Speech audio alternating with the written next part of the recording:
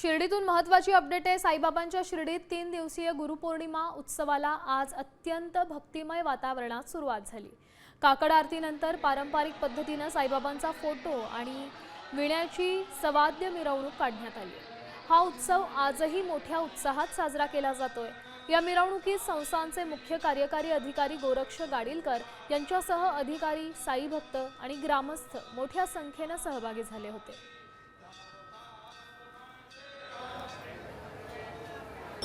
साईबाबांच्या शिर्डीमध्ये 3 दिवसीय गुरुपौर्णिमा उत्सवाला मोठ्या भक्तिमय वातावरणामध्ये सुरुवात झालेली आहे आणि सकाळपासूनच हजारो साई भक्त जे आहेत ते साई समाधीसह या ठिकाणी साईबाबांचे गुरुस्थान आहे त्या ठिकाणी दर्शनासाठी गर्दी करत असल्याचं चित्र आहे। आपण जर दृश्यांमध्ये बघितलं तर या ठिकाणी हे जे गुरुस्थान मंदिर आहे हे विविध कलाकृतींनी जे आहे ते सजवण्यात आलेलं आहे। खरं तर साईबाबांनी त्यांच्या हयातीमध्ये हा गुरुपौर्णिमा उत्सव शिर्डीमध्ये सुरू केला होता आणि शिर्डी ग्रामस्थ असतील आणि साई संस्थान असेल हे आजही मोठ्या भक्तिभावाने ही जी परंपरा आहे ती जपतं आणि दरवर्षी 3 दिवसीय गुरुपौर्णिमा उत्सव शिर्डीमध्ये साजरा केला जातो। आम्ही गेले 20 वर्ष मी पायीवारी करतोय।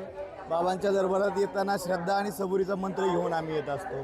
येताना आमची पालखी व्यसनमुक्ती, वृक्षारोपण हे जी कामं करत असते।